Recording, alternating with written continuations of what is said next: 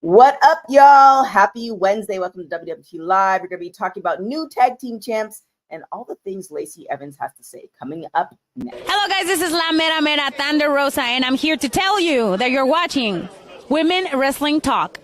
10, 9, 8, 7, 6, 5, 4, 3, 2, 1, 0.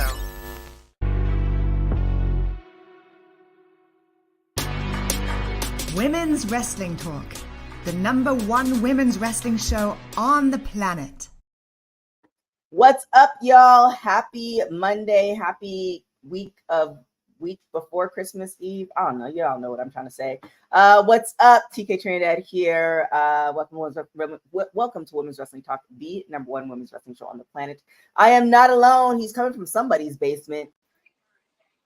K McCoy is in the building. What's good? That's right. I've been watching a bunch of 1990s Kings Road, AJPW, All Japan Pro Wrestling matches. So watching a lot of dudes being dropped on their heads and tiger drivers.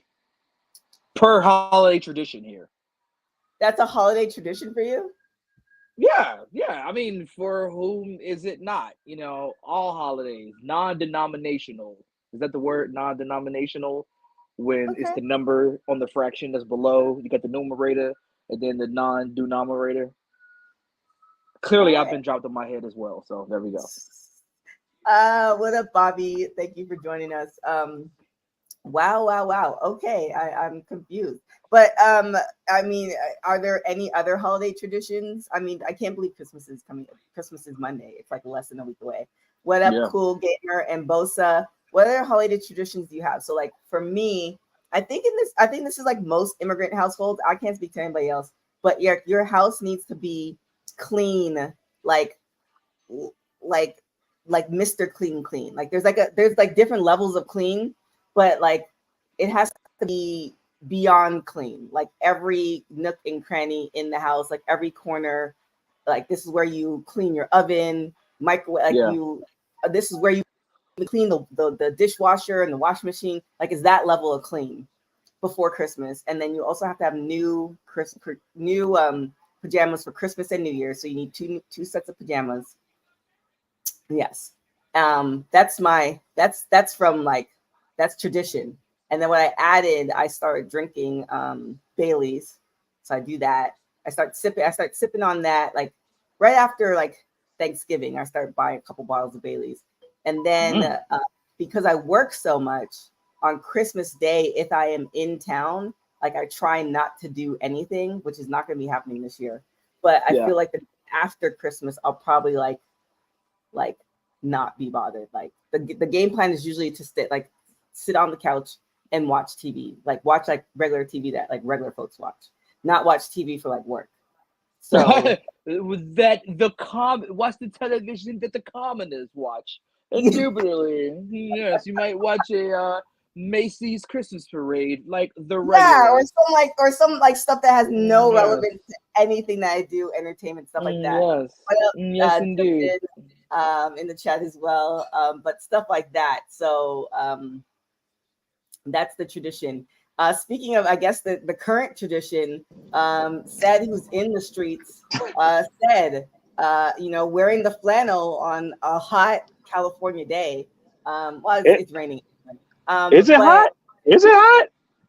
I mean, TK has a beef against flannels. Whenever I wear a flannel, it's a little nippy on my side, you know. Yeah, it's like 72. Some people would say that the flannel is real California. You know, I'm just real California out here. That's where I'm from. We wear flannels and Dickies and Chucks. Yeah. TK, you mark as Buster.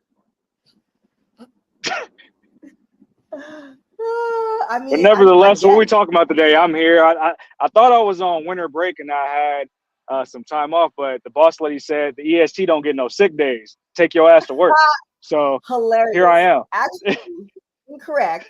So for you guys who are watching, and I know everybody's going to be on vacation, but Friday will be our last show for the year. So we'll be doing a Christmas party situation on Friday. So definitely tune in on Friday. Who knows who will show up, what surprises may be had, all the things. And we're going to be off for 2 weeks because there's something afoot that is going to be happening with WWT. But what we are talking about, said, why gotta be a sugar mama, Bozo? Why can't it be a salt mama? You know, I like margaritas, tequila. Why can't it be a salt mama?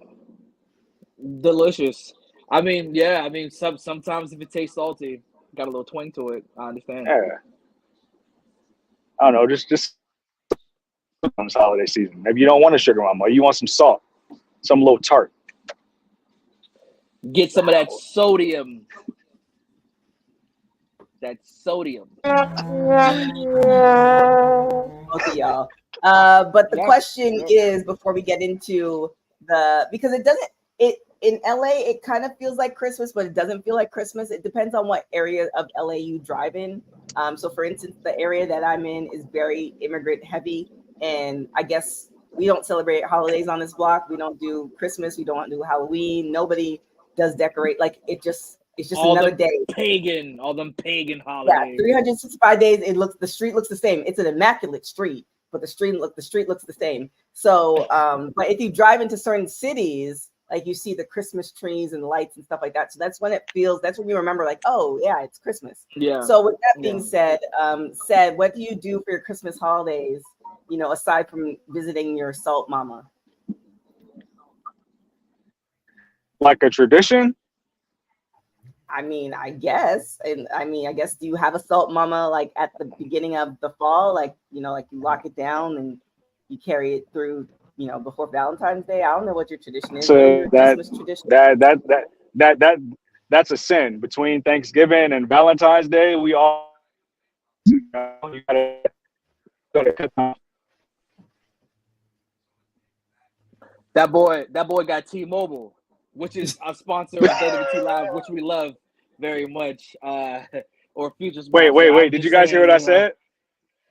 I just said, yeah, your phone broke up because I was like, you got T-Mobile or T-Mobile, as I call it, T-Mobile. But we love T-Mobile here. We just, you know, more like the clouds of LA is blocking your blessings. But I mean, what's going on with the blessings of professional wrestling, TK? Oh, see, that's the ambulance coming because your dial-up so messed up. It's trying to fix your dial-up. That's what the ambulance is coming.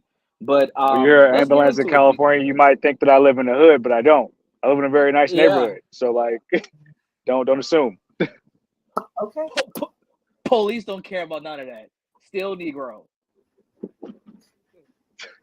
All right. With that being said, what do we have for our first one? Wait, did I answer my question? No, did I answer your question or it completely cut out? No, you completely cut out. I said between Thanksgiving and Valentine's Day, it's off season. We cut off all ties because you got to save your ducats. You know, you got to prepare for the off season of spending or the new regular season that is. Ooh, you got to reset it. Yeah. And you got to reset the budget for 2024. And it's like, hey, Shawty, do we even make it to Thanksgiving or Christmas? You know what I mean? Like, let's figure out what's going on here. Like right now we're preparing for free agency. That's what we're doing. Wow. Yeah. Got the new roster. It's like the Premier League transfer window. It's like the transfer window that's happening. But the people who are going to be together forever, ever. Becky Lynch, Seth Rollins. And speaking of Becky Lynch, she has provided a positive update on her WWE future. A lot of things going on with her. She was on Strutting from Gorilla, and she stated that her main goal is to stay with the WWE, a WWE lifer. We also heard Seth Rollins kind of say the same thing, and that she feels listened to, and she's able to change the women's wrestling game forever, and she calls WWE her home.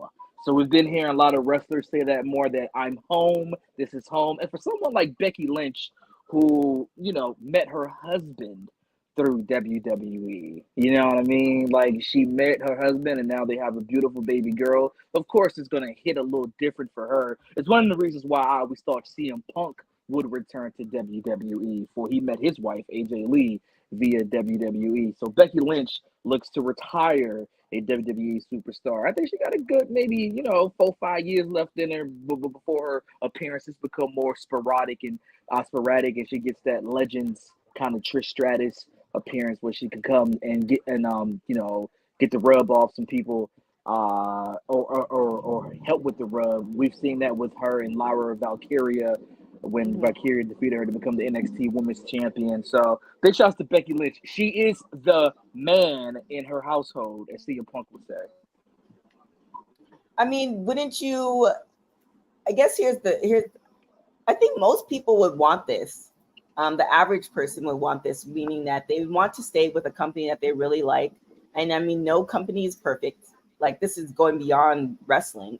No company is perfect, but I'm assuming if you weigh out the positives and the negatives and stuff like that. And this is where you start. And I think too, I'll speak for myself, not speak for y'all. I just feel like as you get into a stage in life where you're kind of secure in your career, you want things kind of the same. Like, you kind of want to know, like, as far as the company you're working with, you kind of want to work with the same people. You can't talk to Susie from HR at a certain time in the morning because she's going to give you attitude. So you need to come to her in the afternoon. You have to how people operate, and you can kind of roll with the punches that way. And she's had a great career at WWE. So like, why, with the option of, why not want to stay? I think when people get let go or, bad situations happen, that's when they reevaluate and say, okay, well, maybe what does my life look like at this company, and how do I come back to WWE if that is an opportunity and stuff like that. But, to have that kind of darling career like Charlotte has had and Becky's had, like, why not? Why wouldn't you not want to stay with the company? Yeah, 1/4 of the 4 horsewomen. She's gonna retire in WWE. It's one of those things that I know in professional wrestling you can never say never. But I feel like with this situation, Becky Lynch is gonna retire a WWE superstar. And to Joseph's point, which I was gonna get ready to say, you got to remember, Becky Lynch had that 6-year hiatus. You know what I mean? She has like a weird career, kind of, in which she has like time taken off, that even though she started, training with Finn Balor, for all people, back in the day during their average days, she's technically been a pro for over 20 years, I believe. But, she took 6 years off due to a severe head injury. I think she retired in like 05 or 06 and then came back in 2013 when she signed to NXT. So, it's one of those things that she says such a Cinderella story that I think the story continues with WWE. Yeah. And yeah, she does have an amazing story. I can't wait for her memoir to come out, because she did, before this wrestling stuff, she was a flight attendant. So like that's a whole different life. Super dope. I actually need to find that interview. And I'm pretty sure like Rebecca Knox at the time, which was her name, she like wrestled Natalia or Natty back in the day in Canada. Mm-hmm. Like there's just like a whole like amazing like Forrest Gump almost like story of just her interactions in wrestling and what she's done to get to where she is. So that it takes years to become an overnight sensation, and Becky Lynch is proof of that. Both is saying she suffered in Germany, and she had a 1-hour Iron Woman match at the Shimmer's Women's Athletes Volume 7 that was canceled outside of managing the Night Dynasty. She didn't wrestle, so. Yeah, man. There we go. Night Dynasty with Miss Brittany and Miss Saraya Knight. You know what I mean? Big shouts. That whole like late aughts to early 2010s era of like European wrestling needs a documentary. Definitely. Everything from WXW and Progress was going on with there, and yeah, that was an interesting time indeed. It definitely was. Speaking of a different, like, it's so in the era that we are in right now, we get to see the good and bad thing with social media, and we get to see a little behind the scenes with wrestlers. Is we get to see what happens to wrestlers, when they get let go, or things don't happen as planned. such as the case for Ariane Andrew. What you want to talk about this, Ken? Yeah, she spoke about how she was at the 2022 Royal Rumble in the Women's Royal Rumble.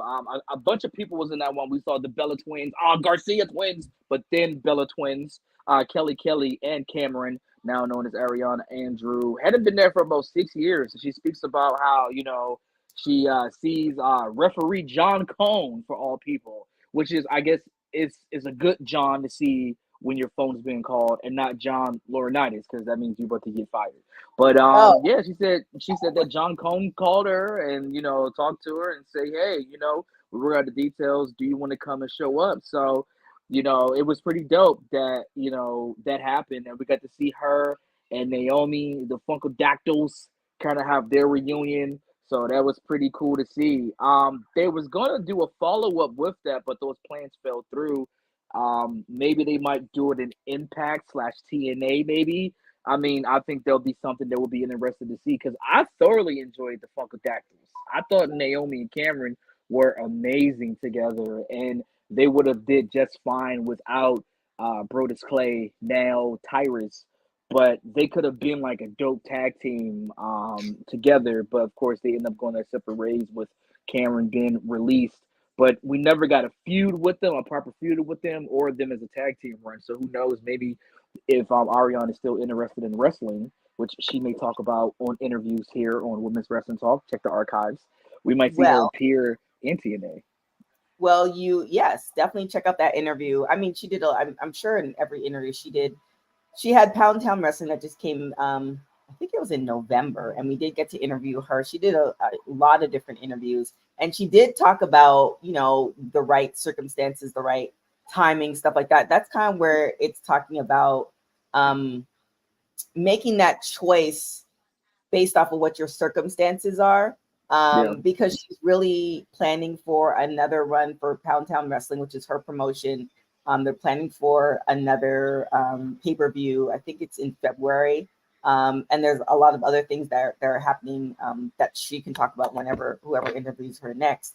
But I think, and then I also saw she's been kind of heading not the Comic-Con, but like those places where you go and sign signatures and, like a WrestleCon. Yeah, those WrestleCons. So I think she had one in Philly. She's going to be doing another one. And then also I think why we're kind of talking about her. Trin made this post asking her, wanting to run it back, and Ariane's like, yeah, let's go. So if you watch the interview that we did, I actually proposed to her another Total Divas kind of run, what that would look like. And obviously they're both not WWE, so who knows what that would look like. But if there's something with Impact, like, could you imagine eventually, because I don't think Sunny is officially signed at Impact, but could you imagine like a Sunny, Trin, and Ariane kind of trios thing going on at Impact? Oh my gosh! like Sunny Kiss, Sunny Kiss, because the other Sunny is in prison. Sunny Kiss and Trinity and Ariane, and they could take on that team of like Jay Vidal, Savannah Evans, and I'm missing somebody, Giselle Shaw. Like, like that's kind of setting up that like that could be something. Yeah, I could see that. I like that. Then people can Scott D'Amore call us. Yeah, that would be like a nice little, and how Impact runs, like not everybody's, fully signed so they can go and do other things, but like why not? So, I would like to see it. And I think too, I always reference this. You don't want that final run. Bobby saying, what up, JD? What Trin and Ariane go after? Not, I mean, it doesn't even have to be for these fantasy bookings. It doesn't even have to be for a long time. It could just be for a short time, but we'd still remember it because a lot of us, I'll speak for myself, like there's different entry points to wrestling. And I got back in, well, you guys kind of know my story if you follow me, but then I was really heavily watching Total Divas. So, that's how I really got into the women's wrestling of things. And then, the Xbox of it all, et cetera, et cetera. So, I mean, that would be a real great continuation to the story. Like, could you imagine, like, say they did a one-off run at Impact, because I think Impact offers the ability to be a little bit more creative than WWE. I mean, WWE is way more scripted with the writers, etc. But Exactly. at Impact, you have the Garcia twins making a final run. Ooh. You have Ariane coming back. You have Eva Marie coming back. Eva Marie. I know, but visually, could you imagine like just a whole? I mean, like, you don't want to. I don't know if you want to turn into like a WWE, like former WWE superstars. Like a Total Divas type thing, a run-in, like a 6-week run. If they do like a total like Divas type of like a total kind of knockout, like how TNA did the whole like ECW revival, but they couldn't say ECW, whatever. Mm-hmm. Yeah, I don't. To like Dylan's point, you know what I mean? They are gonna do. I think somebody just said that they're gonna do the Ultimate X knockouts at Hard to Kill, which is gonna be amazing.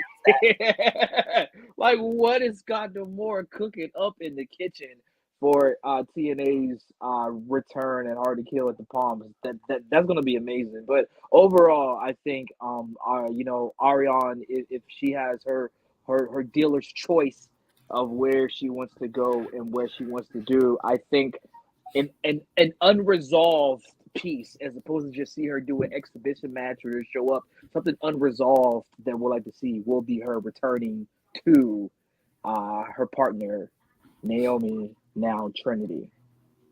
I mean, I like it. Shout out to Sunny said you got a mic now. You got like a big boy mic now. Okay, we see you. I mean, I've had a mic for a while, but since that WWT money been coming in, I'm in 4K now. We got a nice little digital camera. I'm getting real TK money. Boy, getting money out here. Ooh, hilarious. Most of saying they need social media to hype up the pay-per-view as they are in a 5-week pause. I don't know what you mean by too much. Well, as far as Total Divas of it all, or 5-week pause. Are you saying how TNA's just been showing like best of stuff and IPWF stuff?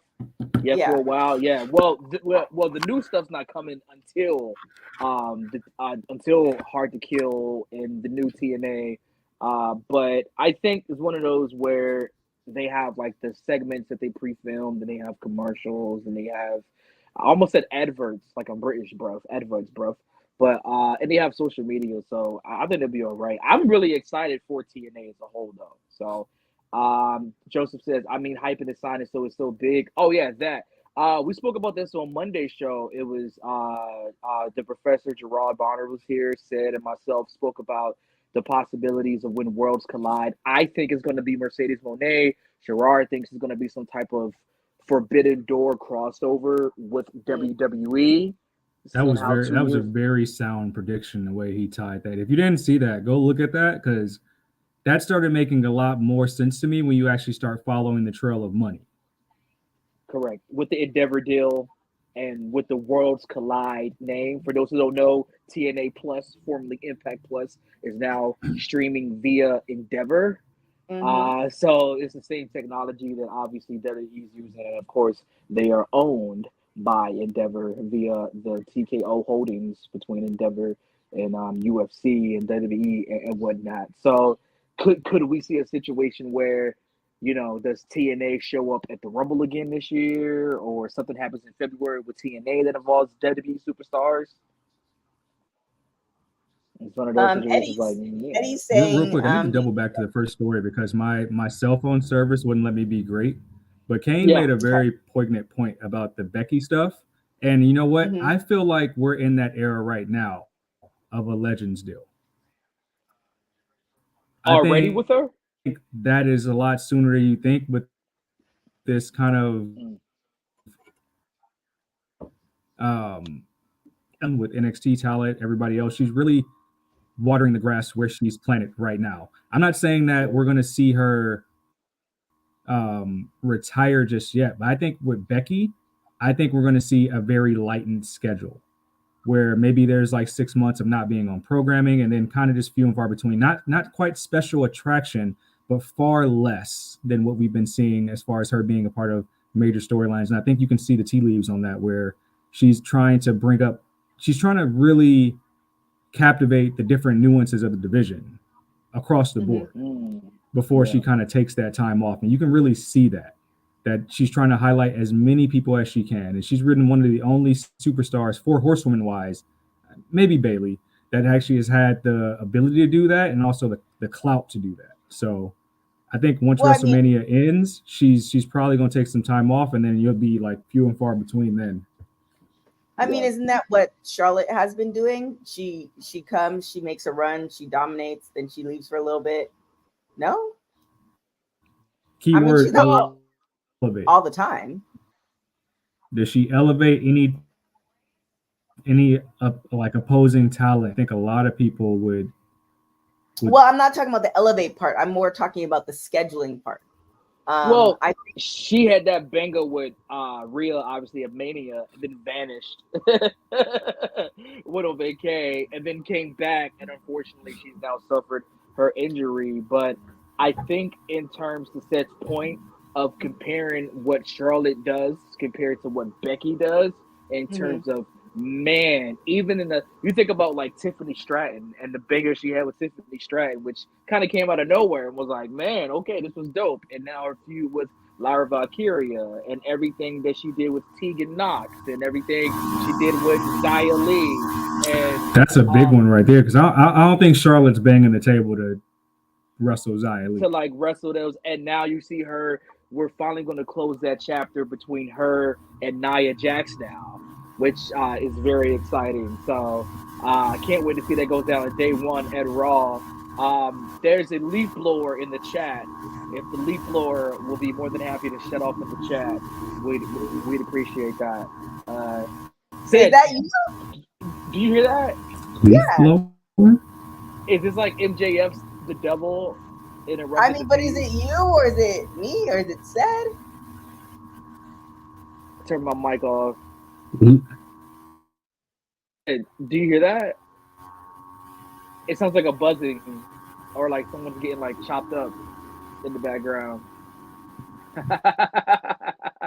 We're live. Oh, that's said. That's said.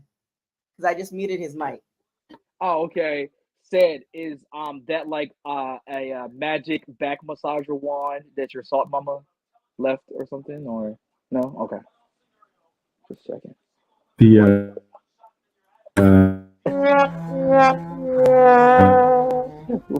What could that possibly?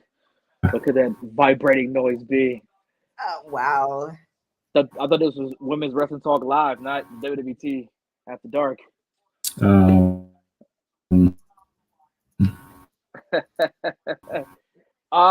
Speaking of After Dark, Lacey Evans said had to get his vibes right, had to get his vibrations right. But let's talk about somebody who has been trying to let's talk about somebody who used to throw a woman's right. I like that. Yes. Lacey Evans has departed WWE. She left back in August. We haven't seen her wrestle since June when she took on Zelina Vega. But she said that she hasn't, been taking any wrestling bookings. We spoke about her on Monday's show where she said that WWE wasn't her dream gig. It wasn't a dream job. And a lot of people are up in arms about that. Hey, she feels how she feels. I'm not going to tell her how to feel about it. But she has said that she was there for 7 years. It was never her passion, which she talked about with Chris Van Vliet on Fleek. But it was incredible to follow. And now she speaks about how she's doing more of group outreach. She has her own cafe. So she's doing that type of thing. So, wrestling may not be on the tip of the tongue, front of the mind for her.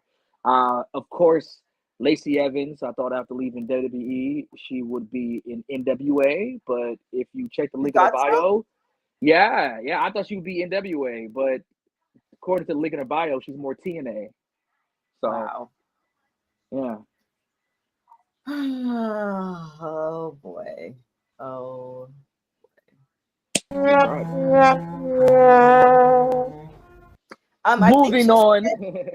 I think she also said too that like she wasn't, and correct me if I'm wrong, like she wasn't really like she wasn't a diehard wrestling fan. If that, I believe she said that. Y'all let me know in the chat if I'm off with that, but I believe seeing kind of like the storyline with that. Do you remember Yeah, that or no? yeah, she spoke about what she's doing now is more rewarding for her as Mm-hmm. opposed to wrestling. You remember she only got into wrestling because as a Marine, she went to a wrestling match with I think one of her sergeants or something. That's what like the bug bit her. But if you think about if that's what got her in, she was remarkable at it. I loved the Sassy Belle. You know, Mm-hmm. I thought the I did women's too. right was a great finisher. I loved like I said on Monday's show, it feels like when she came back from her pregnancy, they just didn't have anything for her. I don't know why they didn't continue the Sassy Belle thing. I don't know why they tried to turn her into Hulk Slaughter. I don't know why they did try to turn her into Sergeant Hogan with the whole Marine thing. It But just didn't I make think any Sergeant sense. Slaughter hated that gimmick too, like her version of it. Yeah, but also Sergeant Slaughter wasn't an actual Marine. He's a cosplayer. He wasn't actually in the Marines. He wasn't in the Army. He's not a military person. He doesn't eat free Applebee's like Lacey Evans and myself on Veterans Day. Hoo-yah, go Navy, beat Army. But so who cares about that? Lacey Evans actually served, and me and Lacey Evans can go to the VA and get free drugs. Hoo-yah. But anyway, socialism. But I think Lacey Evans just kind of looked around and said, once she got laid off, I mean, once she got let go to the beach, she was like, okay, cool. I made my money. I have my family. I have my future. I have my VA benefits probably. Like, she said she was good. And I'm And fine you with layer everything. that. That's a good life. That's a good life. And, I ain't got to break my back. I ain't got to do nothing crazy. I was in memorable feuds. I got the main event pay-per-views. I thought the storyline between her, Baron Corbin, and Becky and Seth was amazing. I thought the Mm-hmm. storyline with her and Ric Flair was amazing. I would have loved to see where that went between her, Ric Oh Flair, my God. and Charlotte Flair, You which would have probably would loved have to led see to, that. I didn't want to see yeah, that. I mean, that was gonna go to a women's championship match, and who knows if if Mae Young and Mark Henry gives birth to a hand, then I'm sure Ric Flair and Lacey Evans would have had like a foot or something, or like a choppy hand. I don't know. It would have been Price. It would have been Vince's booking, and Vince would have just did something just absolutely disgustingly amazing. Um, Somebody on Instagram saying his whole family went for her for that. I think it might be referring to Sergeant Slaughter, not Ric Flair, but Oh I don't no, know. Lacey's family traveled with her. Yeah, Is that what they're saying? Yeah. Yeah, doing everything. She's married, 2 kids now. She alright. She alright. and I Lacey think Evans. too, I think too, there's different levels to it. Like, I mean, not everybody. The I don't know if the Not right word is. everyone wants to do the indies. Not everyone wants to do the indies. Well, Like if you do it's not even WWE, the. do the machine. Who Yeah, wants to go to the indies? it's not even the indies part of it. I think not everybody wants to spend like if you almost take it as like the NFL or NBA approach, right? Like some people they go to the NFL and NBA and then after they're finished, they become a coach. They kind of Yeah. stay around the whatever the sport is. And then some people do it's like, okay, I've done that. I want to do something entirely different. And Yeah. maybe that's the and just because you do that doesn't mean that you're not a fan. It doesn't mean that, what you did in wrestling was all for naught and all this other stuff. I think people get it misconstrued where it's like, okay, well, I've moved on and it's okay. Like that's part of life. Yeah. And some people stay in it. I mean, look at Gail Kim. She's been in it and she's gonna continue being in it. And that's great for her, but everybody doesn't have to live like that life. You know Yeah. what I'm saying? So yeah, we'll see. We Oh, shall see. on Instagram, transsexual316 is saying Sergeant Slaughter slammed Lacey for dressing like him. Yeah, I remember that, but like Evan said, like he wasn't even really a sergeant. So What was that username? transsexual316. I just wanted to make sure. All right. Is that like Stone Cold Steve Austin's burner account when he's feeling frisky, or what is that? I don't know. You can, Love the let us, name. let us know. What else we got? Yes. The Knockouts Ultimate X match, we spoke about it a little bit earlier, but it's officially added to TNA Hard to Kill 2024. Scott D'Amore, that crazy lovable maniac, he announced it for only the second time this is happening. The first Ultimate X match happened at Hard to Kill 2022, which had Tasha Steelz defeat Alicia Edwards. Is it Alicia or Elisha? I always botch it. Anyway, Chelsea Green, Jordan Grace, Lady Frost, and Rosemary to Damn, that earn a was shot at the 2022. already, right? That was that quick to earn the shot at the Impact Knockout Championship. And of course, she ended up defeating Mickie James, Tasha Steelz to win the gold. So Tasha Steelz still with the company. Alicia Edwards is still there. Chelsea Green is now on Monday nights. Jordan Grace is still there. Lady Frost is gone, and Rosemary is now Courtney Rush. So who knows which one of hers is going to show up. So it's going to be interesting who the competitors for the Ultimate X Knockouts match 2024 will be, TK. It will be interesting, and because they were not named, they just announced the match, but we don't know. And that's a hard to kill, right? Yeah, January 13th. Oh yeah, so we'll be there live and in person. Yes. Dylan saying, what is Mickie doing? I mean, this is the great thing about Impact and also the era that we're in. I think WWE is really making a play for newer talent, like getting a lot of the college athletes in that NLI pipeline. And you have people like legends like Mickie James who have good relations with, different promotions that you might see her at an Impact again for something like this. You might see Ariana, like you might see people that we are familiar with show up at Impact, and that doesn't mean that they're signed. It means that, it just could be an amazing match. So yeah, I think that Hard to Kill, what they're prepping for, it's gonna blow. I'm predicting that Kane, live and in person, I'll have this videotape, will be crying. Well, Mickie James, He'll be I believe, so excited that he's gonna be crying. Yeah, some thug tears. Post last rodeo, Mickie James does not have a deal right at the moment. She's a free agent. She's not signed to Impact Wrestling. After the last rodeo, I think she had one last match with Trinity actually for the title. Recently for the Impact Knockouts title, in which Trinity was victorious. I can't remember, was it Bound for Glory or Slammiversary, but Trinity ended up retaining, and that was the last time we've seen Mickie James. We've seen Fallon Henley campaigning to have Mickie James as her tag team partner and some things. But so who knows if Mickie James maybe does an NXT walkthrough? She's a legend, which would be awesome. Which would be amazing to see. Really, really big hardcore country there. So that's what's up with Mickie. She's a free agent, so who knows what's going to go down with her. So yeah. Bosa saying, yeah, I think Trini was her last match. Fans want Mickie on SD. Bad since her husband. Oh yeah, her husband Nick became boss on Friday. I mean, Nick Aldis. Why not? Nick Aldis is there. Yeah. Eddie James saying, do y'all think Tony Khan would let some of his talent compete in TNA for the Ultimate X? No. You don't think so? That relationship is finito. Chief Keef finito. We would not see Impact and AEW work together ever again, or at least not for a while. What happened with that? Because they were working together for a hot minute. It really benefited AEW than Impact. Yeah, it just finished up. That was it. It finished up when Josh Alexander defeated Christian to become the Impact World Champion at Bound for Glory 2022, which we were at, TK. Damn.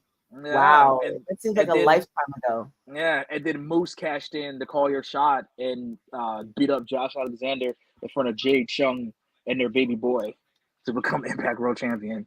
One of the greatest things I've ever seen in my life. But that relationship was finished when Christian dropped to Josh Alexander. So, and we haven't seen anything since. Yeah, we haven't. I mean, and now their relationship's more with New Japan. Dylan said fake TK doesn't play well with others unless it benefits AEW completely. I mean, that's pretty much with anything. I mean, it's the same thing with WWE. It's just any company that is legitimately, I guess this is also when you're looking for like mentors and stuff like that, right? So these mentors is like, obviously you can't pay them for their advice or stuff like that, but what's the transactional energy in it? And so I think with especially with everything, and if you shout out to Dylan, our unofficial official producer, for cutting up one of the segments from the show on Monday, talking about Tony Khan and his getting bashed, and I guess he's bucking under pressure a little bit. I guess he's trying to hold, and then also losing the CM Punks and Jades of it all. I think he's now like, okay, well, I can't, maybe I need to keep everything kind of close to my chest. Yeah. I think Tony Khan will be all right. I think Tony Khan just needs to realize that, people going to say whatever they want to say. Damn if you do, damn if you don't. I continue to run my multi-million-dollar company. So, that's just how TK has to play it. And just not worry about it. As the great French Montana said, I ain't worried about nothing. So, I tell you who is worried right now. And that's Chelsea Green. And that's Piper Niven. And by proxy, Sonya Deville, who Piper Niven was replacing.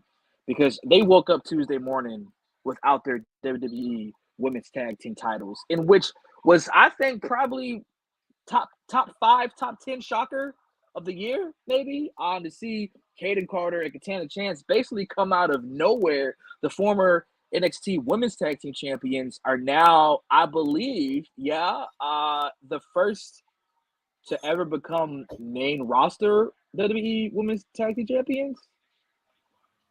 Just doing quick thinking. No, because Raquel Rodriguez was also champion. But I think they're the first tag team to come up from NXT. Yeah, sir. I think they're the first to come up from NXT to WWE as to become tag champions on both rosters. But they defeated Chelsea Green and Piper Niven to become the new tag champions. What did you think of this, Sid? I didn't realize I was muted. You guys heard nothing I was saying. I was saying that Dakota and Raquel were the inaugural. So I believe Raquel was the first one to kind of have those stripes from NXT as well as main roster. But no, I felt like this was a long time coming. I think the worst kept secret in the company right now is that this is the best women's tag team on the entire roster. Mm-hmm. Evident by them being the longest reigning NXT women's tag team champions when they were. I just feel like it's a division that needs to be built. And after they actually won these titles, we saw that there were a depth of challengers, which is needed. So I feel like the smart thing to do, which I think they've kind of done already, is that these titles can kind of travel to all three brands again to kind of get their feet wet everywhere. But the title, I think Chelsea Green did an admirable job with these titles. Don't get me wrong. I think she elevated them. I think she brought bright spots to the 3-hour show that is Monday Night Raw and made it more light, made it more fun-hearted. But as far as in-ring work, what Katana and Kaden have been doing is next level. And it's been like that since NXT. They deserve to hold those belts. They deserve to have multiple challengers coming for their belts. I would hope that they would kind of re-elevate the original champions that tried to unify in Alba and Isla, because they've been missing for a long time. But I think we're in a great spot to where this division starts to look like a division again, just with them being champions. Yeah. Like actual tag teams. I enjoy to put together teams, but sometimes if you're gonna have a tag team division, you need to have tag teams in a tag team division. And I think that's one of the things that WWE has to figure out. Is one of the reasons why they dropped the NXT tag titles, unfortunately. But they've kind of hot potatoed it when they knew that Ronda was leaving, so they had to have Isla and Alba lose to Ronda and Shayna to become tag champs, and then drop immediately, basically, to Chelsea and Sonya / Piper. And again, tremendous run, tremendous character work by Chelsea Green during this run. And even now, I think we all noticed the fact that Samantha Irvin didn't do her Karen Chelsea Green And we were all like, what? And then she lost. So now Chelsea Green has a gripe about that. Like, that's the reason why they lost, because it's Samantha Irvin's fault, which just perfect.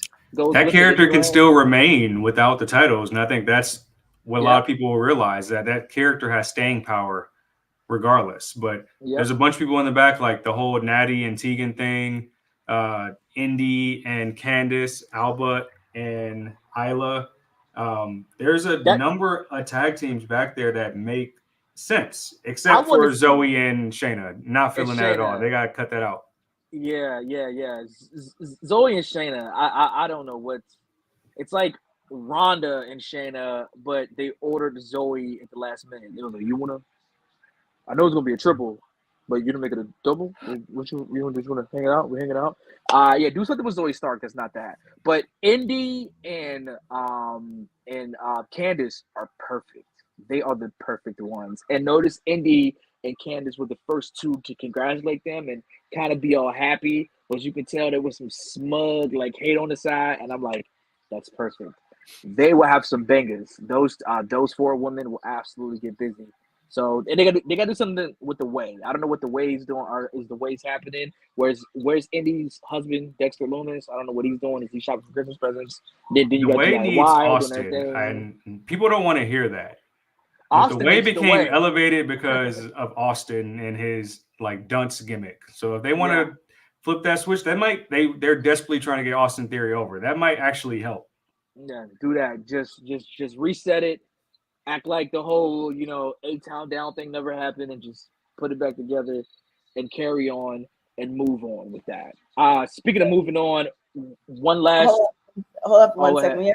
We had I think it's Dylan or Bosa citing the timing of the dropping of the belts. Do you think that the timing was off? Should we have saved it for day one, or the timing perfect? Like, do you think this was like a? I'm mad at it. Decision, I'm not mad at it at all. It's kind of like, it's not shocking that they're new champs, but like a good title change on an actual like television programming is good every once in a while. Yeah, it adds a different layer to the show. And would this been the Christmas episode too? You know what I mean? Like, I wasn't like, when it happened, I wasn't like, oh damn, Chelsea and Pepper got buried. I was like, oh snap, about time. Kaden and Kaden and Katana got busy with it, you know what I mean? Like, because I didn't know what they were doing at first. What we need to do is bring back need to repackage and bring back JC and Gigi as Toxic Attraction on main roster. Need to rehire Ulysses Leon, pair her back up with Valentina, because that was my little Nina Sky tag team. And just get it back. Bring it all back. Yeah. I would like that, actually. That would be dope. I thoroughly enjoyed the way. Hold up, what seconds you said? You said the way, and then you said who else? Oh, Gigi and JC. Yeah. Toxic Attraction. Y'all can still run that without Mandy, bro. Yeah, it worked. Like they were about to be 3-time NXT Women's Tag Team Champions. Yeah. They were about to be the pillar. Like, why not? Yeah. Like, JC's cool with, the whole Chase U thing. I ain't mad at that, but Toxic Attraction still has so much, what's what I'm looking for, toxicity left. They still had the ooze, bro. Like, it wasn't finished. And I feel like those three were gonna fight for the women's championship, for the NXT Women's Championship. It felt Shield like. You know what I mean? That they were all going to get a singles run. So hopefully maybe they compare those two together. Something premature. Shit, the beef between JC and Gigi felt premature. That's what felt premature. Felt very forced. Yeah, it felt very forced. I'll die on that hill. It felt very forced, and neither woman was elevated in the process. No, not at all.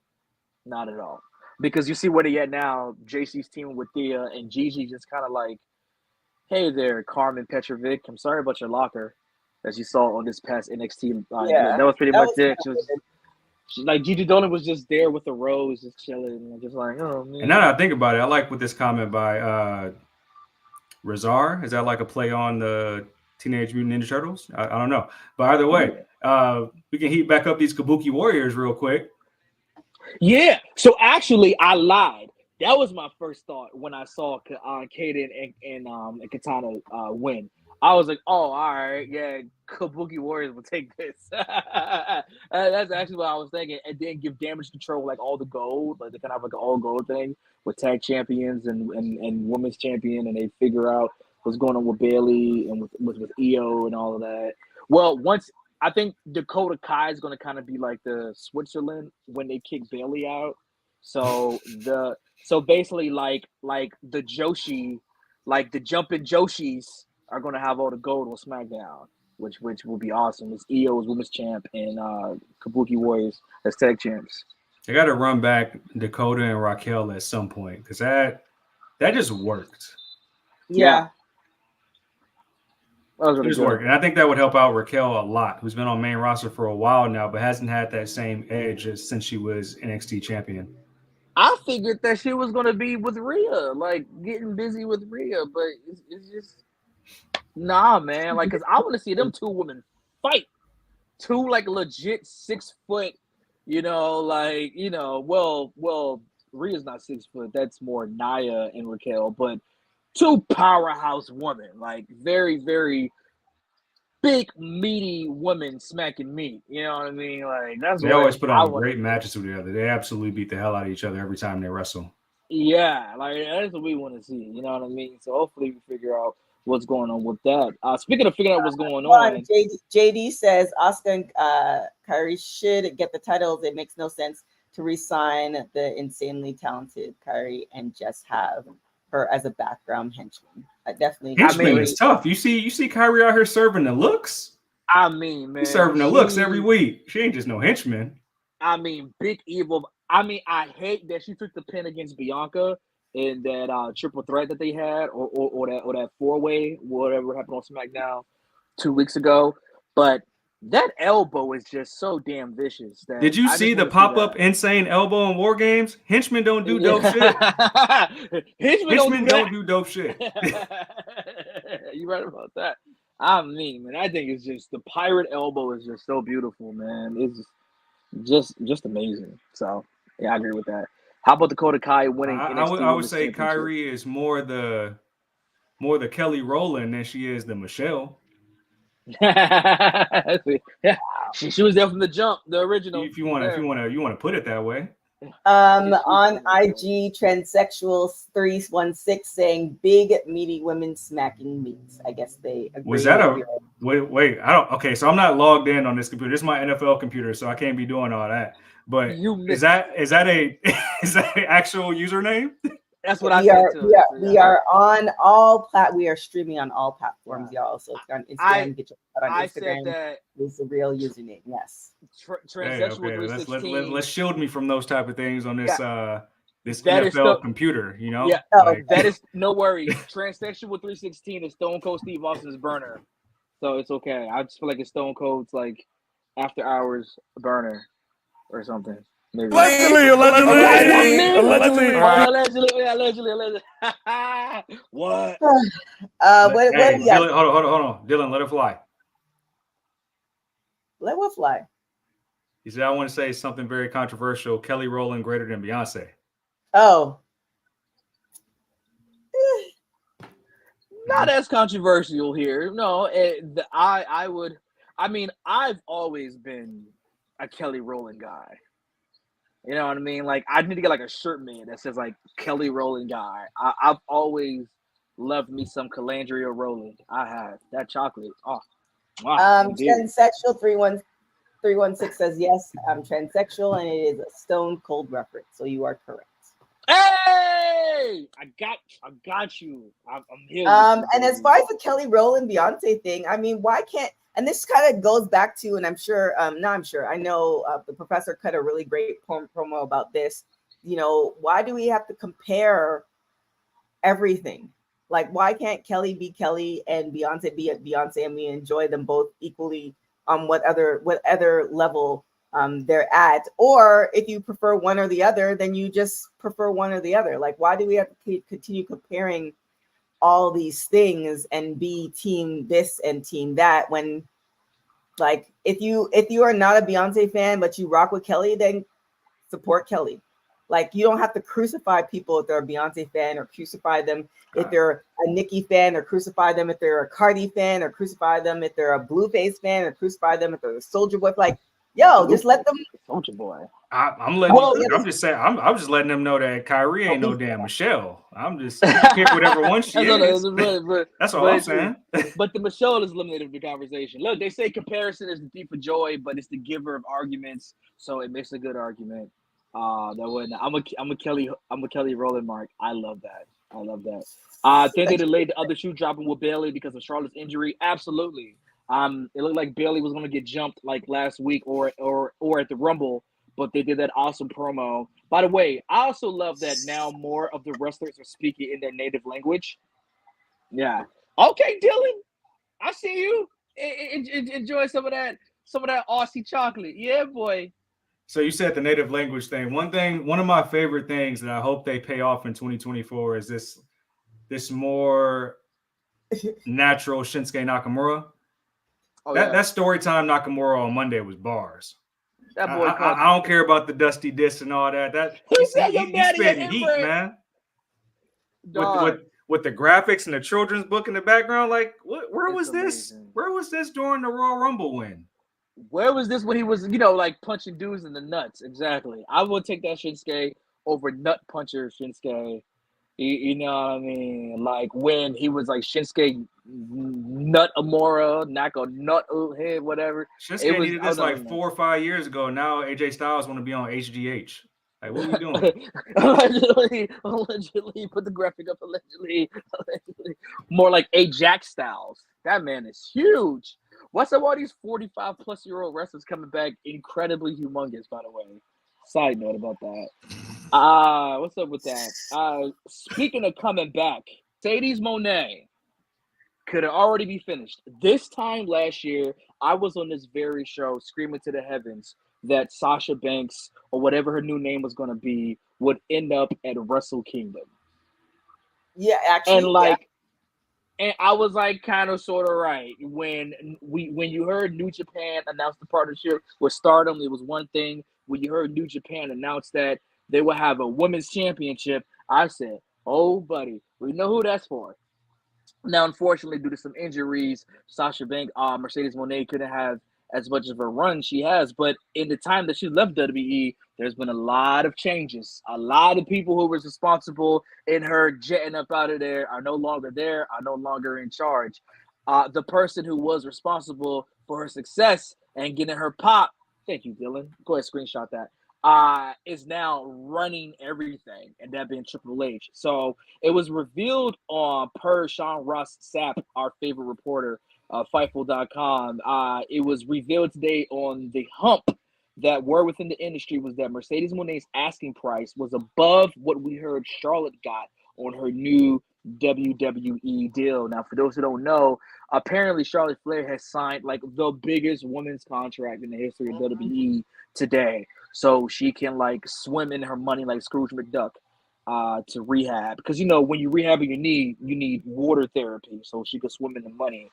So who knows with this Mercedes Moné news that will this delay her returning, because they're saying that AEW is not happening. So that means WWE must be happening. But if now there's a certain asking price, obviously she probably just did that for ish and giggles if it's true. Or, of course, she's going to end up January 13th at TNA Hard to Kill as that big surprise Worlds Collide. So a lot of moving parts with her. Very much at length about the whole TNA thing. And I think I'm riding with the professor on that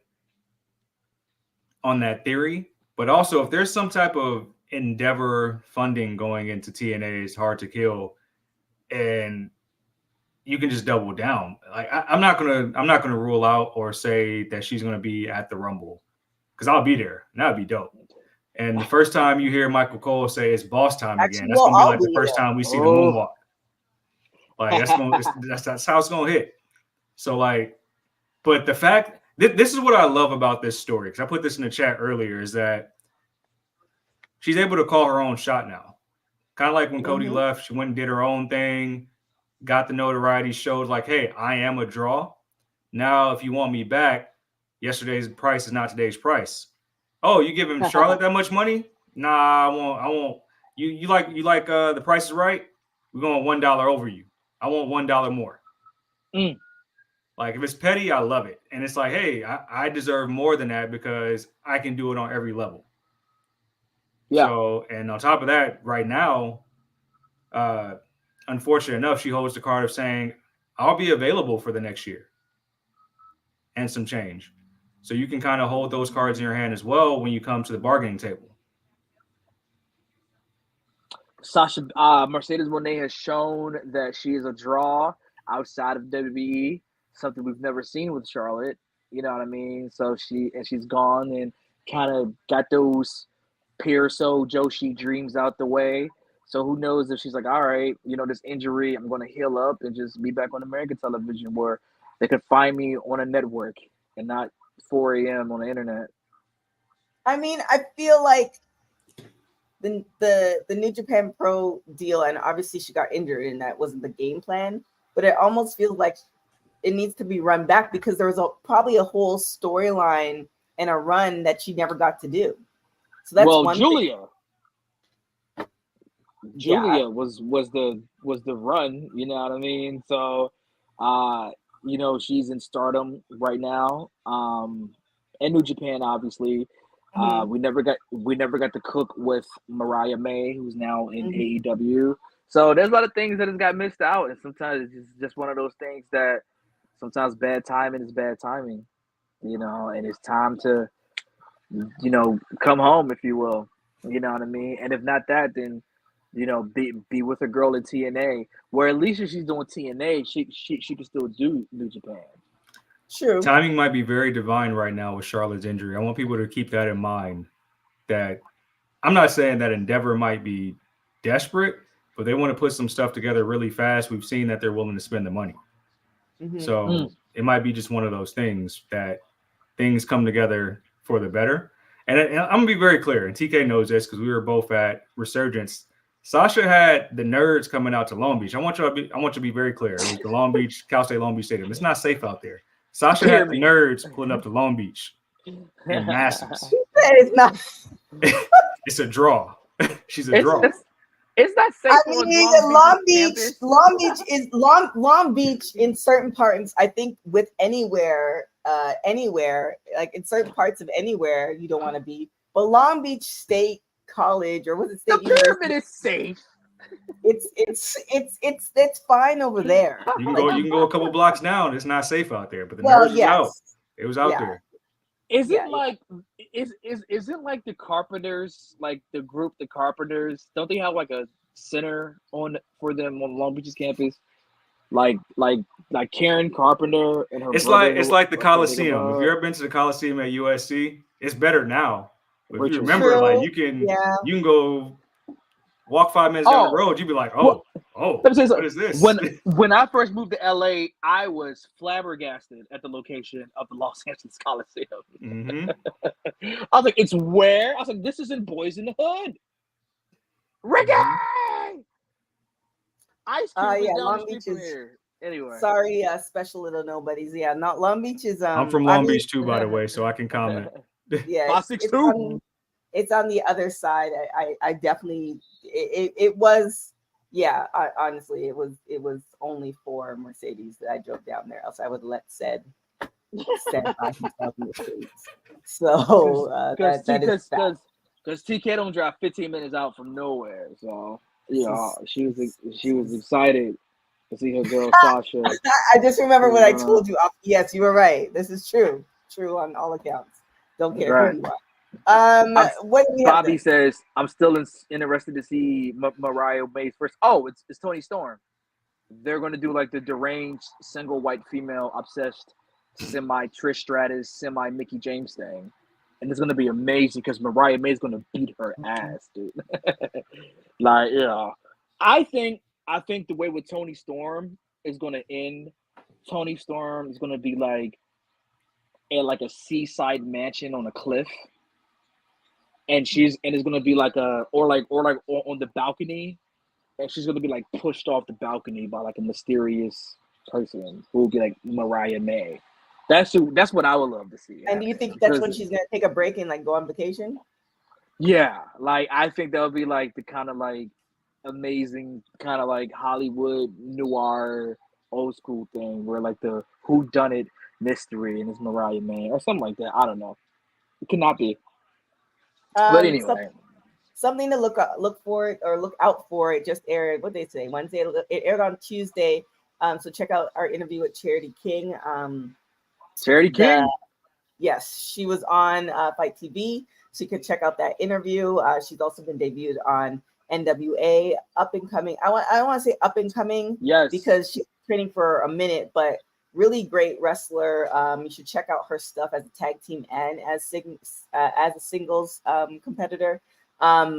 Great matches. And what I told her, and I don't know if this made the editor's cut, but I think where we're going as far as women's wrestling, we're getting to the stage where it's no longer like especially if you have energy, not especially when you have intergender matches, it's no longer a woman against a man. We're getting to a lot of these newer wrestlers where it's just two wrestlers going at it, and it's amazing to see. And Charity King has that ability that you look past the fact that she's a woman. It's like she could just go, especially in these intergender matches. So definitely encourage you to check out her matches and support her, but also check out that interview on Fight TV as well, which debuted today. Yeah, big shouts to the King Bees, Danny B and Charity King. They had a recently good match against the NWA Women's Tag Team Champions, Pretty Empowered. You can watch that on YouTube right now. I think it's last, what's today, Wednesday? So yeah, it's last Tuesday's episode, because this Tuesday just came out. But they're also going to be at Paranoia and doing a TV taping. So it's going to be King Bees, Charity King, and Danny B heavy on NWA programming for the next couple of weeks. So make sure you check them out. Yeah. IE stands for Inland Empire, Dylan. Inland Empire. Yeah, you don't want to go there either. But I mean, I live there now. Whoa. Shouts to the 909. Shouts to the 909 and the 951. Yeah. No. They all end up over here eventually. If you live in this is the thing. If you live in just good old Empire, inflation and taxes. You guys that's part. That's the part. If you live in the Inland Empire, you have managed to put money together to get a nice ass house, but you have to move outside the city to enjoy the 5 or 3 or whatever bedroom house, because you can't afford that in LA. In LA, you renting. But the IE ain't nothing in there, and you still have to drive back to the city. So that's a myth. I have everything that I need right here. And everything is here, yeah. But you're always in the streets, though. That's a lifestyle, not a need. It's a lifestyle, not a need. Soraya's going to take a German suplex off the top rope from Rio. No, that's not going to happen. I hope it's a good match. Obviously, there's going to be some sort of outcast interference with that. But do you think the Outcasts are going to last? Because it seems like they're on their way to breaking up.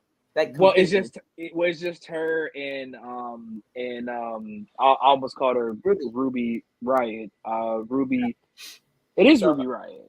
I mean Ruby Soho. Sorry, yeah. So Ruby Soho, her and Ruby Soho, when she's not busy on a date with Cool Hand Luke, eating food or whatever. What was yeah, I remember. You know who Cool Hand Luke and Daddy Magic remind me of? Do you remember Laverne and Shirley? Remember the show Laverne and Shirley? And that was like Squiggy and Lenny from Laverne and Shirley. I know it's like a real old white person reference, but I remember who Laverne and Shirley are, but I don't remember the TV show that well. But it was the two dudes that was like greasers, like they looked like John Travolta from Wish. You know what I mean? They was like greasers, and they always come in. Let me tell you, buddy. Hey, Shay. That's who like Daddy Magic and Cool Hand Luke remind me of. Like, so while I head asses. That's what they remind me of. But with the suspenders, and they're like a bunch of greasers. Anyway, did we talk about this? I still disclaimer. I still have to finish watching NXT, but did we talk about that story yet? No, we haven't. I was just gonna save it for another day. Well, I want to get you guys' thoughts on it, because when I initially saw this stuff on the internet, it's about Ilya. Yeah, as we Oh, yeah. know, Ridge Holland showed back up in NXT. He's wanted to go on kind of like a redemption tour. So, in short, the Brawling Brutes are done. We don't know where Sheamus is at. Him and Shoulder. Pete Dunne, Butch have kind of been at odds the past few weeks. So Ridge showed up and said, "Hey, I want to rewrite my story here in NXT, and I want to challenge you." He challenges Ilya Dragunov, and somewhere in the match, Ilya takes a DDT and then doesn't respond to the ref's bell and That was call. scary. And this is, and we know it's storyline because the news came out over a week ago that they were going to run this angle. But me personally, I feel like I know we like to do callbacks, especially in NXT. Shawn Michaels calls back all his greatest hits and always likes to kind of put that spin on it. But this is kind of a very, I'll say, irresponsible angle to call just because of who you're doing it with. Meaning that with Ridge Holland, there's a large mass of wrestling fans, especially on the internet, who still have not forgiven him for what happened with Big E. That's not even mentioning the fact that he also hurt half a Pretty Deadly. Forget which one, but half Pretty Elton Deadly Brand. Elton Prince. Not Elton Prince. Basketball. Yeah, Sorry, you're talking about the Clippers. Elton Prince. Sorry. Elton Prince. So yeah, not to mention that guy got injured by a move from Ridge as well. But there's a lot of people who haven't forgiven the Big E injury because it's so cloudy about his future, and he might very well never wrestle again. So, what are your thoughts on kind of doing that injury angle? Obviously, this plays into day one, which is just in another week or so, where he's supposed to take on Trick. So maybe that match doesn't happen. So you can still kind of figure out what you want to do with Trick versus Mello and kind of build that up, give it some time. But overall, I mean, I wouldn't doubt that Big E cleared the use of this angle, but just for Ridge Holland as a performer, because we know we received all types of hate mail and death threats to family and stuff like that. To me, it was kind of tasteless to even run the angle as a story. Well, to go back to what I believe it was Dylan or Bosa said, he sold it. He sold it. And this is the good and bad thing about where we are with social media. He sold it well enough that when I watched it, and then I looked up the article, then I had to look up another article to find out that, okay, well, it's a storyline, because he sold it like, I was like, oh man, this boy's getting fired. Like, again, like he sold it to me. And I've been watching, what is it? I'm watching it, it's on my screen. The WWE Legends biography on A&E, where they're talking about NWA and how it all kind of it's formatted, and the real blend of reality versus wrestling, and how at the time Turner Classic HR had to call Eric Bischoff because they didn't realize that it was all wrestling and it was, a storyline, etc. So it sold me. Yeah, it sold me that I had to go and look it up. Do I think it's distasteful? I don't. Again, it's like, okay, well, what are the parameters of telling the story? Because I don't necessarily know if they necessarily cleared it with Big E, but Ridge definitely had to sign off on it. And no, just based off of how the wrestling community is, especially the ones who, come at people's families and kids, and all the ones who are a little bit not above board, the ones who kind of go overboard, he had to know that it was coming once that happened. So I'm really, and I don't think Shawn Michaels would have pushed Ridge to do it if he wasn't comfortable in doing it. So I feel like there had to be a couple more checks. Like I don't think it was one of the situations like, look, you have to do this, and this is the way we're gonna do it. Like, I don't think NXT and Shawn Michaels doesn't present himself like a do as I say and that's it type of scenario. So I mean, I think you get to know that you're gonna have a certain swath of people that are not gonna look up on an article or do a little mini Google search to find out that this is a story and actually believe what happened, because it was sold so well. Like, yeah, well, Ilya's amazing with that. And I think we have to remember a bunch of stuff here. And I don't even know where to start, so I'm going to just go. Big E forgave Ridge Holland. So whatever we think about it, doesn't matter. It's a fait accompli. It don't matter. It means nothing. Big E forgave Ridge Holland.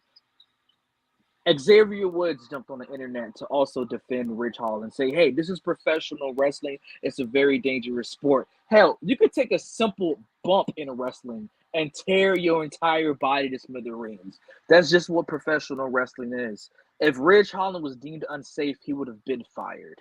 The incident that happened with Elton Prince was kind of more or less on Elton Prince, who took the bump incorrectly. Something that he even admitted. He landed incorrectly. He didn't. First thing about wrestling, flat back. I guess he tried to oversell it and end up landing on his shoulder and breaking it. So both of these situations, unfortunate as they are, and unfortunate that it involves a wrestler that it happened to where we saw it on TV, both things have been forgiven. And both wrestlers look to be all right. Will we see Big E back in the ring again? Who knows? We've seen Elton Prince make his recovery. And, of course, I'm sure everything was ran by both wrestlers. And it gives Ridge Holland a gimmick, something to stick his teeth in, something for you as the viewer to stick your teeth in, which is what wrestling is. You see Ridge Holland is like, oh, no, he done it again. And thirdly or fourthly, whatever number point that I'm on, if Ilya Dragunov was legit injured, the angle would have never ran on TV. They would have found a way to edit it, put some level up matches on, edit it, add extra matches. Remember, NXT was taped a week ago.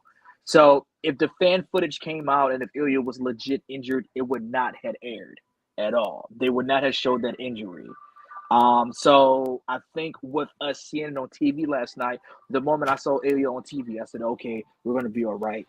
There wasn't a special, hey, this edition of NXT was taped, the following thing happened. It wasn't like a special message or anything, or we're going to have a tournament about it. So I think Ilya's going to be all right. I think New Year's Evil just got that much interested in 2 weeks to see if maybe Trick Williams does get skyrocketed and become the new NXT champion because Ilya's weak and he defeats he defeats an injured Dragon.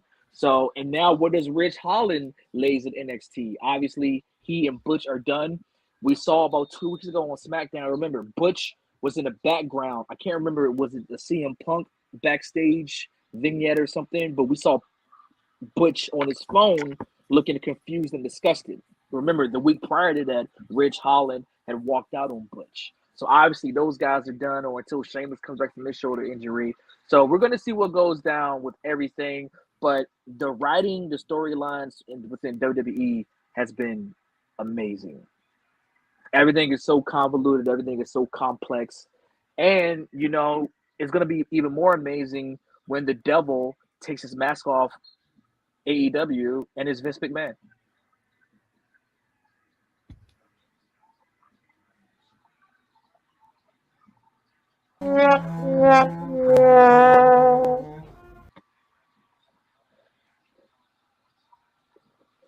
The devil mask. Vince McMahon takes off the devil mask. He's like, it was me, Austin Gunn. It was me all along, Austin Gunn. It was that was so terrible that Kane looked up, did a mild shake in his eyes, but you could see he wanted to do it, and then just looked back down. He's like, I'm not even going to I'm not even going to you know. I'm not gonna dignify that. He's like, I'm gonna go back to work when something a little bit more of proper taste. I mean, yeah, I think there's a lot of different things that were in play, and the fact that it was a week ago and they had time. I mean, you know, the era that we're in now, something truly bad happened. It wouldn't have aired, and or they would have masked it with something else. So, yeah, I am curious to see what's going to happen, which makes it even more interesting to see what the storyline is going to play out. Like, is he going to be injured throughout the next pay-per-view and it's all trick, or is it going to postpone, you know, possibly putting the belt on? Like, there's a lot of different angles that could be in play where it was a little bit more straightforward. And I wanted to say Carmelo Anthony. Carmelo Hayes. Carmelo Hayes, like we got Elton Brand, Carmelo Anthony, a lot of basketball talk on the show. It's on the basketball thing. Carmelo Hayes on how he was asking Trick about doing a triple threat, and Trick's like, yeah, nah, dog, like I work for this. So there's a lot of different things that are playing out for NXT. So A special little nobody saying Booker T's voice. Yeah. Where did you go, Kane? Are you like in the dungeon? Like, why is it black? Me? I Yeah. can see myself. We can't see you. Oh, really? No. I'm like a mysterious character. How about now? Still black. What? I mean, yeah, per the census. Wow.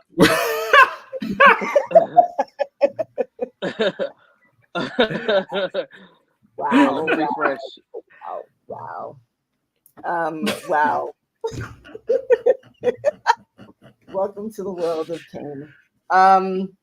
With that being said, do you have anything to say with everything that Kane said? Do you still stand on? What about that? I'm still black per the census. I mean, there's that. That should be a shirt. But do you think it was not proper taste, or now that you kind of look at all the elements, do you think it's okay? I still didn't sit right with me. I'm willing to let things play out. And I do like the idea that it gives Ridge a character to sink your teeth into. My concern is that that's not the right type of character that you want to have to develop long term. I don't think that character has staying power. That, hey, like, I hurt people and I put you on the shelf, like in real life, because think about it. That's been kind of a moniker that has hung around with Nia Jax. And Nia Jax took time off for a while, and now she's just like, I squash you. It's in good faith to her being a big imposing character, not because, oh yeah, a few years ago when we didn't have fans, it looked like I really brutally hurt Kairi Sane. Mm-hmm. So I just don't think in this day and age where everything is under a microscope, meaning that we get clips very fast, we get replays very fast, people can speed and slow things down on their own. I don't think that's the right type of character you want to be the foundation of a performer who's already received pretty much the brunt side of hate from the fan base, Mm-hmm. Look at certain people who have been on the wrong side of history with like just saying certain things publicly as far as their ideologies and views. Look at like Jackson Riker. He could never come up for fresh air. Ever.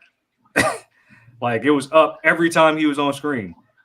Now, and look at somebody like Big E, who was by large parts beloved by almost everybody.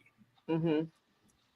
Like it's hard to recover from that. So for them to kind of take a play off of that, I think there was a better way they could have got there than the way they did. Even though it's storyline, even though it might lead to like a quick win for Trick Williams and a brief title run on top, or maybe you lead to like at day one, Melo says, hey, like, I'll fight you for the title, Trick. Since Ilya can't compete, I just think there's better ways to get there. So we can let it play out, but there's definitely a better way they could have got to the same result.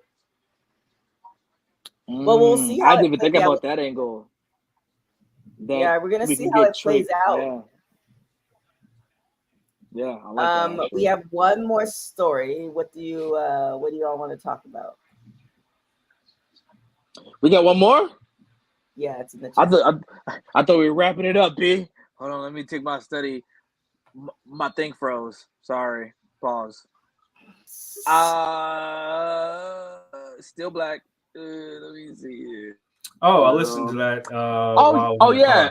About Diana. Diana Perazzo. Diana Perazzo. Mm-hmm. Yeah. I didn't. What is she saying in it? Do you think that she's gonna make, because her contract's up? So do you think she's gonna be in WWE? Do you think she's on her way to be in WWE?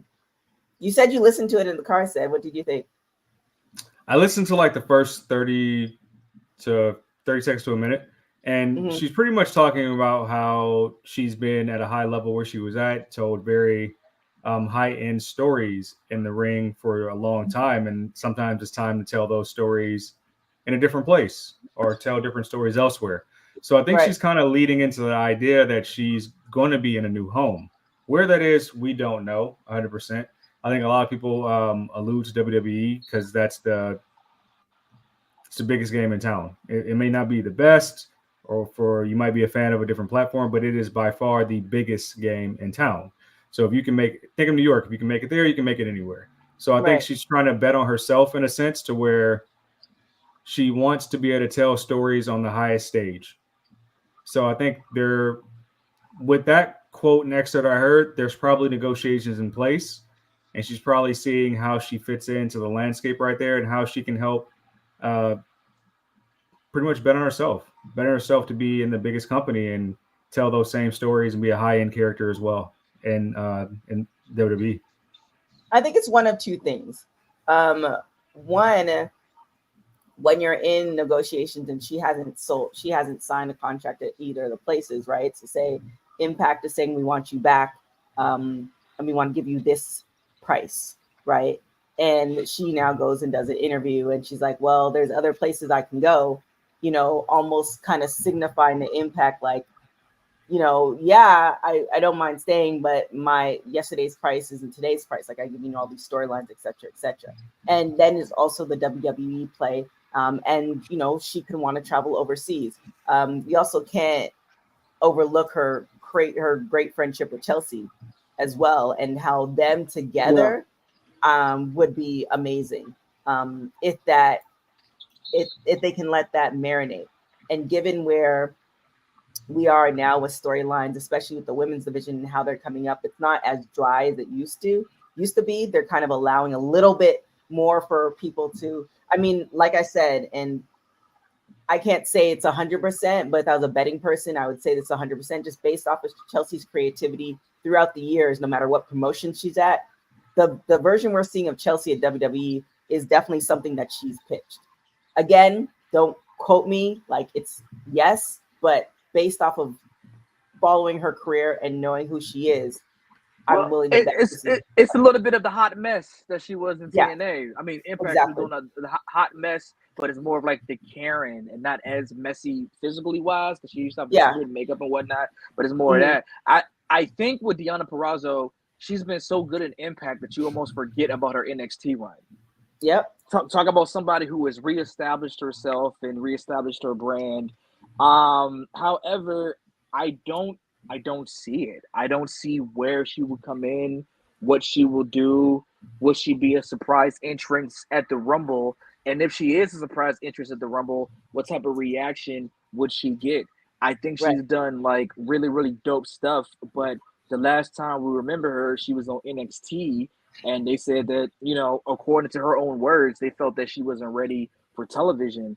Is she ready now? You know what I'm saying? After becoming a multiple-time Knockouts World Champion, winning the AAA title as well, and the ROH Championship, ROH Women's Championship. She's gotten busy in the last 3 years in TNA. So, but I think right now she's fine in Impact. I would like to see her, what happens now that TNA is going to get all this money and push behind it. I'd like to see her stay with them and almost be rewarded for kind of like holding the company down for as long as she has, and maybe see something between her and her husband Steve Macklin to see if maybe they'll do a program with those two together on screen. I just think that there's more possibilities and opportunity for her in TNA than WWE or AEW. Well, especially AEW. Especially AEW. Well, we'll see what happens because, all of this is rumors, speculations, and some news.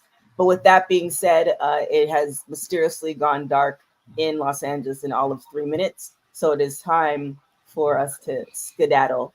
The street lights on. The street lights on. Get off the show. You have to get back to your salt, mama. So please let us know where everybody can find you. First and foremost, we have a nice little QR code right next to my head. If you see that right there, scan that QR code and do me a favor this holiday season. Go buy yourself a EST, a WWT shirt. If I have one New Year's resolution, I want all these beautiful people in the chat to show up on the social medias with an EST of WWT shirt. Please. And before you finish that, here we go. Hey, yo, you. Yeah, you that's watching this. You sitting on the couch staring at the screen not knowing what you want to do like this is an online college. Are you tired of wearing shirts that make you look like an extra stuck in catering? Do you want to step your wrestling swag game up to the next level? Then Women's Wrestling Talk has got you covered. Like literally. Are you for life in pink or black and white? Or maybe you're the EST and people need to respect you accordingly. Want to put some pride in your stride and show off the muscle in your hustle? Then make sure you check out the WWT store. Not now, but right now. Alright? What you waiting for? Head to www.talkpodstore.com and don't make me fight you. Shit. With that being said, like said he says he wants for his Christmas wrist, I guess maybe from his Salt Mama and everybody else, to get an EST and WWT shirt, take a picture, tag us, and all the things. With that being said, where can everybody find you and tag you in these said pictures? Find me on that Twitter machine at says, that's CEDD_SAYS, on the gram at said is the answer. If you're into nice suits and bow ties and stuff like that, I do some journalism reporting. You can find that on Hawthorne Community Television or on CedricDWalton.com. I also write for this lovely platform known as WWT. I got some articles up you can check out, and also write for DailyDDT.com. And Kay McCoy, still black. That's smart. nice. No, I know Sarah something about like the nice suits and everything. That's dope, man. I gotta check that out. Hopefully, like it's like fitted suits. Like you're not gonna have us out here looking like Steve Harvey on the Kings of Comedy tour. No, I don't make clothes. Let me be clear. Okay. I don't make clothes. I mean, I have a stick the way I dress up on television. Okay, yeah, I bet. But quick plug: if you guys are into bow ties and go to suits, check out my guy Dex. He has a business called Dapper Gods. Makes bow ties, so that's where you can get them from. He posted up like a mailbox, fresh out here. I'm with it. I need something for like headshots and all that. So anyway, I can't wear hoodies forever. Yeah, follow me for some reason at Kainum McCoy, CAINMCCOY, and got a lot of things going on. Appreciate everybody rocking with the brand. Thanks for supporting, and can't wait to be more back outside, more back out here. We're getting back to it. So thanks for everybody for watching, supporting. We really appreciate it. And thank you guys so much for tuning in. You can follow me on everything at TK Trinidad. Make sure you check into everything Women's Wrestling Talk at WW Talk Pod and .com, for the website, WW Talk Pod, for all social media platforms. With that being said, thank you for watching Women's Wrestling Talk, the #1 women's wrestling show on the planet. Till Friday, guys. Ciao. Yeah. Now I'm going to go off. This is Shayna, the Queen of Spades Baszler, and you're watching Women's Wrestling Talk.